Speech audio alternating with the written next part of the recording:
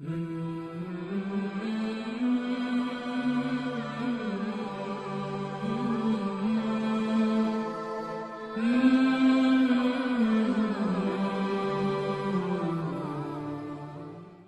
واریت کسی قوم کی تاریخ میں اس قدر بین طبقہ واری امتیاز اور پیشوں اور زندگی کے مشغلوں کی ایسی نمٹ اور اٹل تقسیم کم دیکھنے میں آئی ہے جیسی ہندوستان کے قدیم مذہبی و معاشرتی قانون میں ہے۔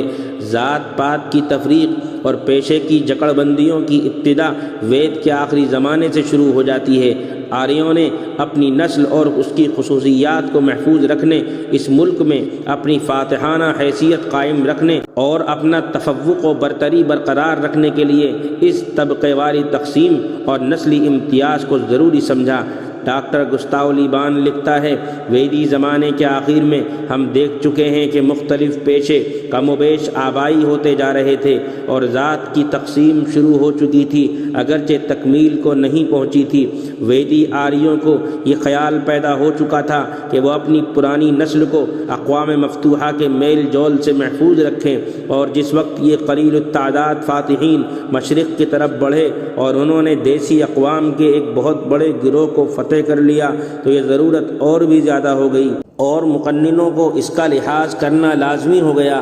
نسل کے مسائل کو آریہ سمجھ چکے تھے، انہیں معلوم ہو چکا تھا کہ اگر کوئی قلیل التعداد فاتح قوم اپنی پوری حفاظت نہ کرے تو وہ بہت جلد مفتوح اقوام میں کھپ جاتی ہے اور اس کا نام و نشان باقی نہیں رہتا۔ لیکن اس کو ایک مرتب و مفصل قانون کی شکل دینے کا سہرا منوجی کے سر ہے۔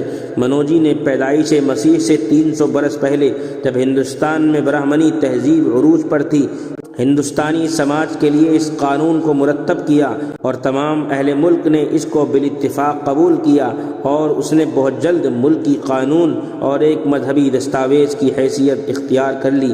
یہ وہی قانون ہے جس کو ہم آج منوشاستر کے نام سے جانتے ہیں۔ منوشاستر میں 4 ذاتیں بیان کی گئی ہیں: برہمن یعنی مذہبی پیشوا، چھتری یعنی لڑنے والے، ویش زراعت و تجارت پیشہ، شودر جن کا کوئی خاص پیشہ نہ تھا اور جو دوسری ذاتوں کے صرف خادم تھے۔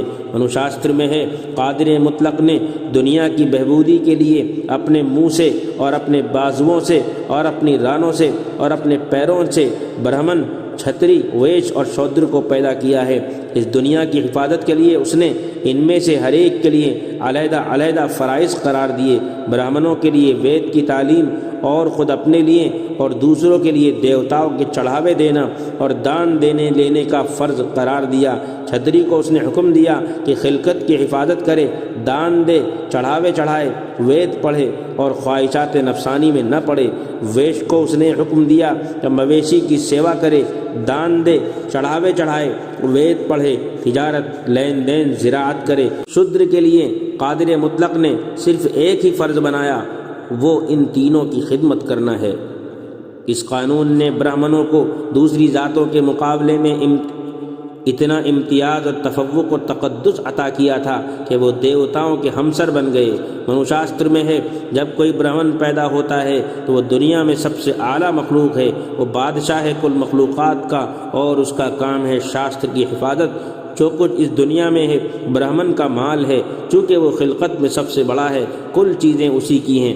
برہمن کو ضرورت ہو تو بلا کسی گناہ کے اپنے غلام شودر کا مال بجبر لے سکتا ہے۔ اس غصب سے اس پر کوئی جرم عائد نہیں ہوتا، کیونکہ غلام صاحب جائیداد نہیں ہو سکتا، اس کی کل املاک مالک کا مال ہے۔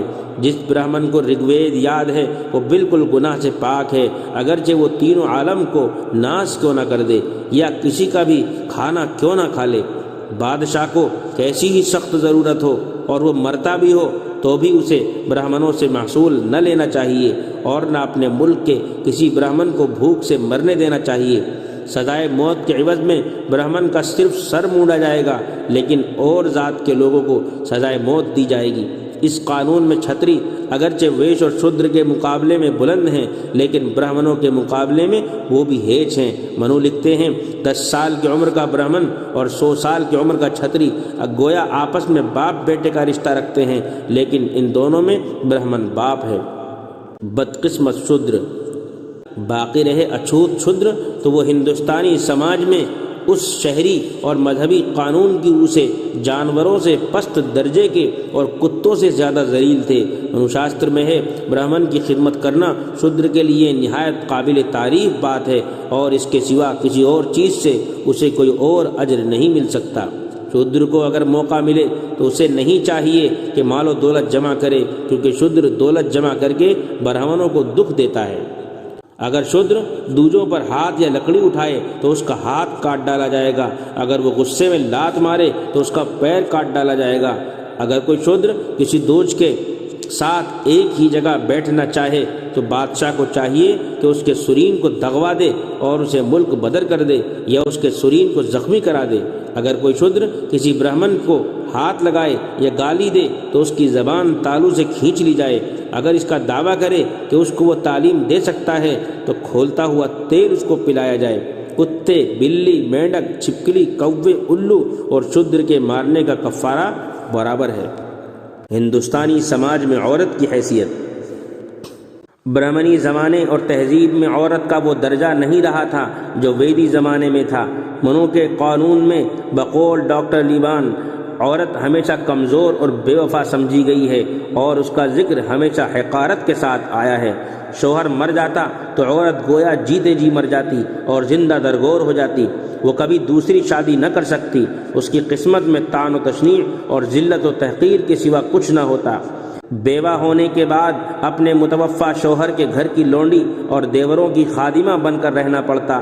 اکثر بیوائیں اپنے شوہروں کے ساتھ ستی ہو جاتی۔ ڈاکٹر لیوان لکھتا ہے، بیواؤں کو اپنے شوہروں کی لاش کے ساتھ جلانے کا ذکر منوشاستر میں نہیں ہے، لیکن معلوم ہوتا ہے کہ یہ رسم ہندوستان میں عام ہو چلی تھی، کیونکہ یونانی مورخین نے اس کا ذکر کیا ہے۔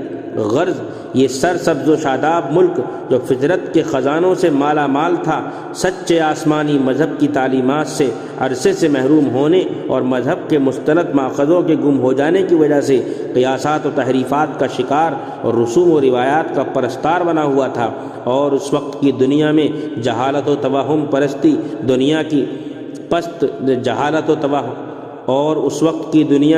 جہالت و توہم پرستی، پست درجے کی بت پرستی، نفسانی خواہشات اور طبقہ واری ناانصافی میں پیش تھا، اور دنیا کی اخلاقی اور روحانی رہبری کے بجائے خود اندرونی انتشار اور اخلاقی بدنظمی میں مبتلا تھا۔